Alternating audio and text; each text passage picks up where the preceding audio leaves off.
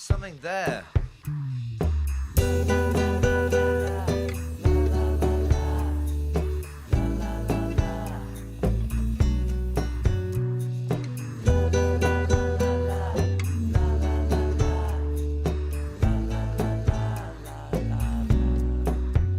I was patrolling the pachinko, new noodle model parlor in the Nefaria zone. Hanging out with insects, underducting, the CIA was on the phone. Well,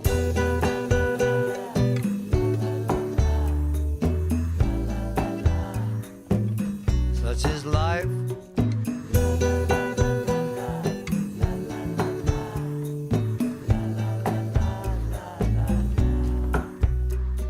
Latino Caribo, Mondo Bongo, the flower looks good in your hair. Latino Caribo, Mondo Bongo, nobody said it was fair. Oh.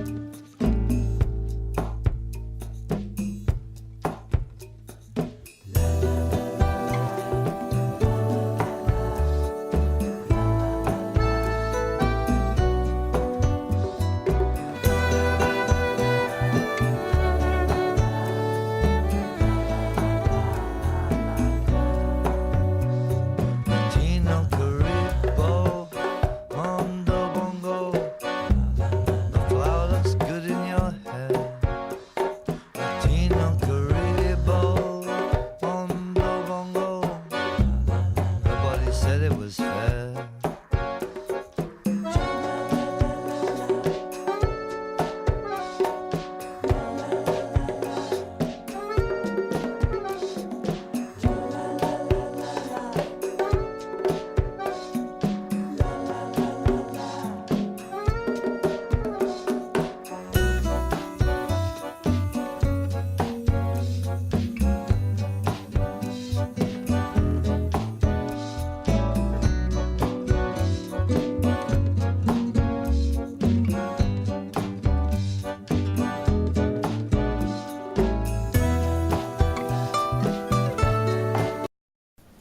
Boa noite.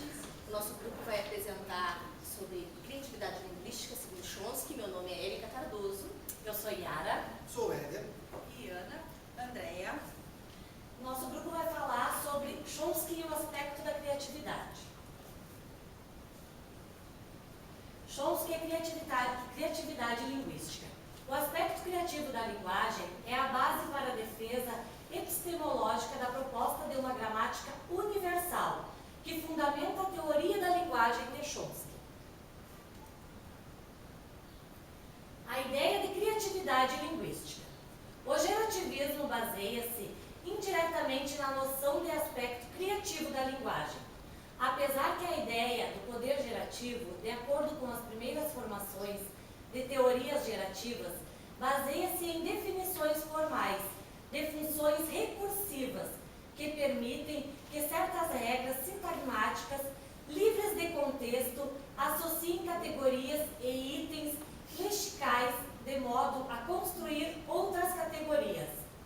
Para Chomsky, a criatividade linguística se constitui em uma diferença fundamental entre os homens e animais ou autônomos.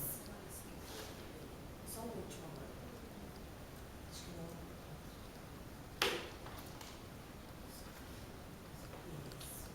O seu principal interesse é combater a visão behaviorista, empirista na linha de pensamento sobre a linguagem, predominantes desde o nascimento da linguística como ciência no final do século XVII e século XVIII. Pessoal, o que ele quer dizer com isso? Ele quer dizer que Chomsky é um revolucionário. Ele veio para revolucionar a língua. Ele veio questionar o estudo da linguagem anterior a ele. O que ele diz? Antes de Chomsky, dizíamos que nós éramos um livro de páginas em branco. Tudo tinha que ser colocado na nossa mente. E Chomsky diz que não, ele contesta. Ele diz que nós nascemos com a capacidade de nos comunicar, independente de estímulo ou não. Nós nascemos com isso. Nós vamos nos comunicar mesmo sem estímulo. É isso que ele quer dizer. Isso é o que ele contesta. Então ele é um revolucionário do estudo da ciência da linguística. Então tudo que vem antes, empirismo, inatismo, era o que ele contestava, tá?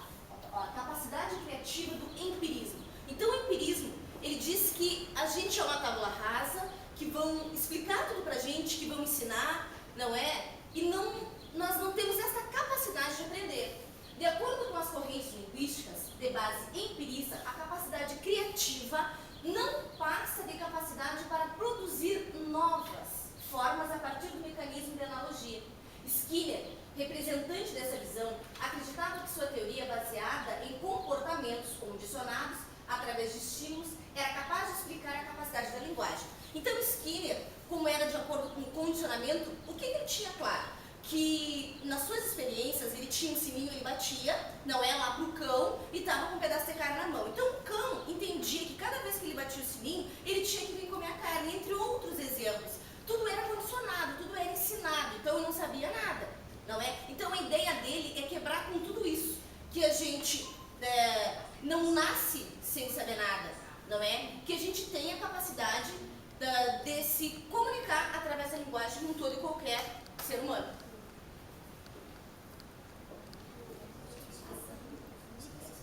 A capacidade criativa segundo Chomsky. Chomsky fala sobre a impossibilidade de explicar a linguagem humana através do empirismo e do behaviorismo. Como a colega já estava falando, né, ele critica essas duas linhas porque ele já diz que a língua já vem com a gente, né? E essas duas correntes aí dizem que a gente nasce tipo uma tábua rasa, que aí a gente vai aprendendo, que vai se dar um processo. Então não impossibilita, né, a visão dele nessa corrente aí. Pois essas teorias seriam incapazes de esclarecer como todos os falantes normais atingem o estágio maduro de suas línguas durante um pequeno período de exposição a dados fragmentares, incompletos e inconsistentes, chamados de argumento de proveza do estímulo. Este argumento aponta para a ideia que só a teoria de bases inatos, como a da gramática gerativa, dá conta adequadamente dos procedimentos de aquisição da linguagem. Então é assim, ele critica totalmente essas duas correntes aí, ó, behaviorista, né? E em função de que ele diz que a gente já nasce com a capacidade, independente, né? A gente já nasce com a capacidade de se comunicar, uma coisa assim, que as crianças, mesmo que ninguém ensine ou que estimule ela vai falar alguma coisa, ela vai se comunicar de alguma maneira. Então, ele critica bastante essas duas Essa parte também da pobreza do estímulo, ele quer dizer que se tu largar palavras soltas, por exemplo, um verbo, um artigo, um substantivo solto, qualquer ser humano é capaz de formar uma frase a partir daqueles fragmentos ali, das palavras soltas, dos artigos. Então, largou um verbo, largou um substantivo, largou um artigo lá, mesmo que embaralhado, nós vamos ter a capacidade de formar uma frase, De fazer uma estrutura. de fazer uma estrutura. Já, por exemplo, se tu ensinar um chimpanzé, não é? O chimpanzé, segundo já cientificamente comprovado, a única diferença que ele tem do ser humano no crânio é que são 2%, não é? Que é a linguagem, a fala, que é o que ele não tem. Então, tem até determinados animais que eles vão conseguir falar, eles vão ter aquela estrutura, mas é tudo que tu ensinar. Mas eles não têm essa capacidade de criar, de fazer a estrutura, de fazer a conexão e de entender aquilo que estão falando. Isso é uma capacidade puramente humana. Teoria inatista de Chomsky. A teoria inatista defendida por Chomsky descarta explicações meramente comportamentalistas ou sociais para a aquisição da linguagem. Para ele, valem somente as características universais das gramáticas. Dessa forma, a gramática gerativa propõe um estudo científico da competência linguística dos falantes, se afastando assim das teorias